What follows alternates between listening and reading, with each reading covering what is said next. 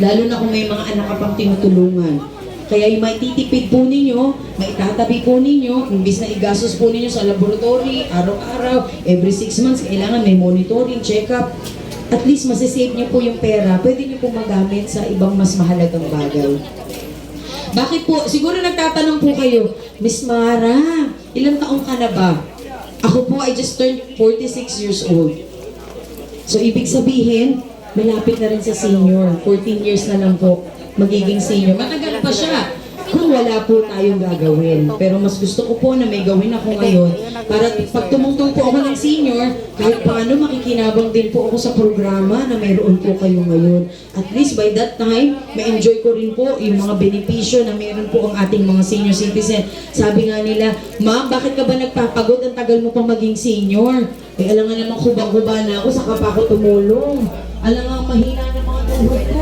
Hinihinit lamang pa ako. Wala natin ha. Nasaan po yung passkey nyo? Ito may parang pinaka-password niyo po. Ang nilalagay po namin yung pagkanganakan nyo. Para yung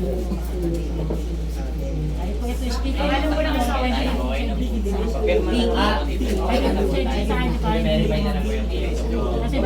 kasi kailangan pagka naipasa na po yung plan natin. Swerte naman ang mga senior, naka-aircon pa. Mabigyan kayo ng pansin at programa. At kailangan mabawasan na po yung stress ninyo. At tumaba pa yung buhay ninyo dahil gusto rin po natin na makapiling na matagal ang ating pamilya.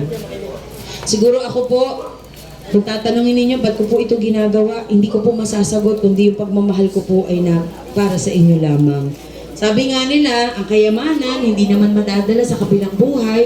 Ang buhay natin, isang beses lang po tayo mabubuhay. At least, gampanan po natin yung pagiging isang tunay na tao.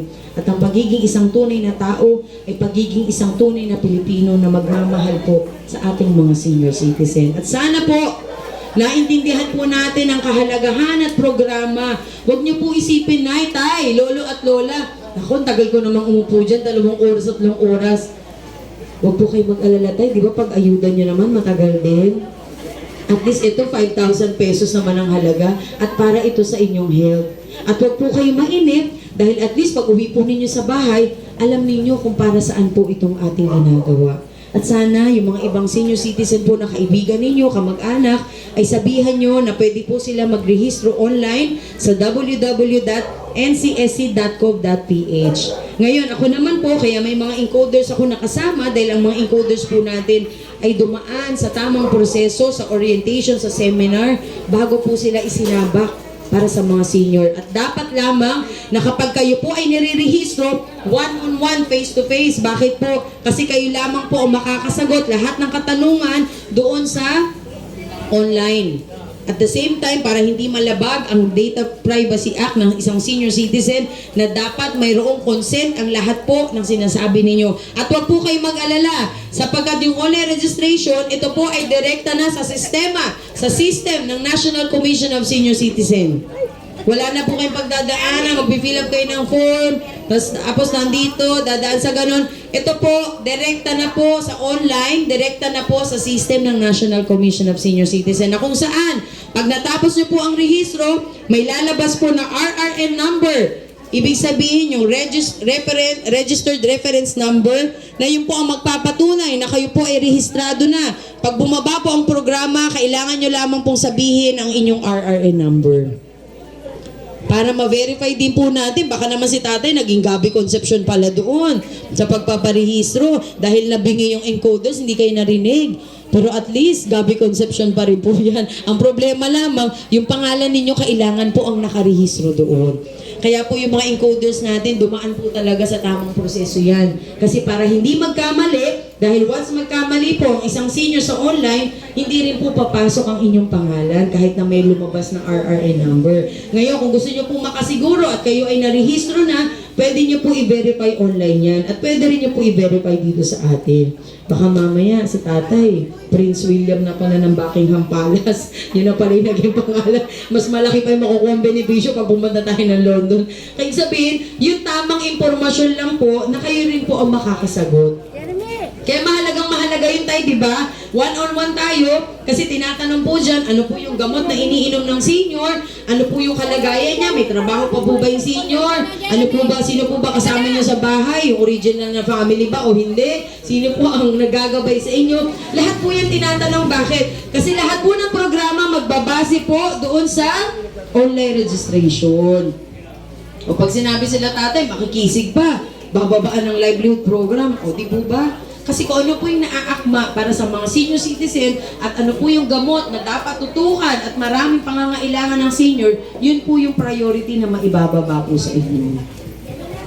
Kaya kahit namamaos na po ako, ulit-ulit, napapanaginipan ko na po ito, pagising ko sa umaga, feeling ko isang senior citizen na rin po ako, pero ito po ay gusto kong magampanan dahil mas magiging masaya po ako na makita kayo na kayo po ay may programa at benepisyo mula sa ating gobyerno. Kaya sana tayo, huwag ka masyado mag-alala tayo. Tapos ka na po tayo mag-online. Hindi pa tapos si tatay. Ayan, meron po kami Jollibee na burger na siguro hindi naman ganun kasama po sa cholesterol. Minsan lang naman huwag lang araw-araw. At least, maibsan lang po yung inyong, dahil merienda na, magugutom po tayo. Kasi ako po, pagising ko, ito na po kaagad ako. Wala nang tubig-tubig, diretso na pagsasalita. Kasi kahapon po, hindi tayo, okay na po ako. Baka meron po kayong katanungan dyan. Gusto ko lamang pong sabihin sa inyo, ito po, para lang sa atin, baka sabihin ninyo, ay si Miss Mara Tamundo, ang daming budget. Tagapagmana ata ni BBM ito. Hindi po yan totoo, sapagkat lahat po ng aking ginagastos ay galing po sa sarili kong bulsa at sarili kong pera na gusto ko lamang pong itulong sa atin. Ika nga, huwag na po nating hintayin na tayo po ay tumakbo. Hindi na po kailangan maging isang politiko, ang isang tao para tumulong. Kundi kung talagang bukal sa loob mo at gusto mo talagang makatulong at yung perang pinaghirapan mo, mapakinabangan ng iba, makatulong sa iba, dahil di naman madadala sa langit po yung pera, dito lang naman natin ma-enjoy yan. At least, meron tayong natulungan ng mga senior citizen para kung sakali po dumating yung panahon na makaharap natin ang Panginoon. Makaharap natin ang Panginoon, masabi po natin sa Kanya, nang ginampanan ko po ang pagiging isang tunay na anak na maglingkod sa kanyang mga magulang. Kaya di ba tay? Ang sarap ng pakiramdam kung merong isang tao na magmamalasakit. At syempre, nandyan din po ang inyong barangay, nakatuwang ninyo.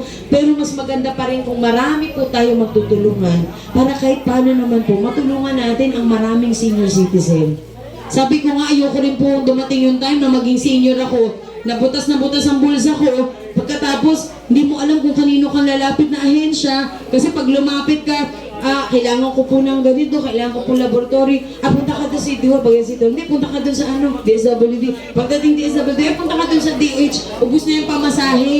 Hindi pa po kayo nakahingi ng tulong. Kaya ito pong ahensya ninyo na National Commission, dito na po kayo pupunta. Hindi na po kayo maliligaw kung saan-saan. Ang kadate nyo po dito lagi ay si Attorney Franklin M. Quijano. Hindi na po kayo maliligaw, di ba tay? Yung pamasahe mo, isang gastos ka na lang papunta sa NCSC, malapit pa kay Presidente dahil nasa Malacanang opisina, talagang dinig na dinig ang boses ninyo, dinig na rinig ni Attorney Franklin M. Quijano, at marami po siyang programa na ginawa para sa mga senior citizen, at sana po pinagdarasal ko na pagkaisahan po natin na maibaba lahat ng ito sa bawat barangay po dito sa buong Maynila. Huwag niyo po akong tignang kalaban, ha, tay? Hindi naman ako tatakbo dito sa barangay. Ako naman po, gusto ko lang pong tumulong. Kumbaga, dagdag tulong lamang po para sa mga senior citizen. Sabi ko nga po, kahit di na po ako kumita, basta makita ko lang na kayo ay nakangiti at masaya, dahil ko pa po ang kumita dahil at least yung kalooban ko po magiging masaya para sa inyo. Dahil po dyan, ako ay aawit kahit na ako po ay paos. Wow, yung pala yun, nakahanda pala, wow. Yung palang pinaka-bottom line, kakanta ako.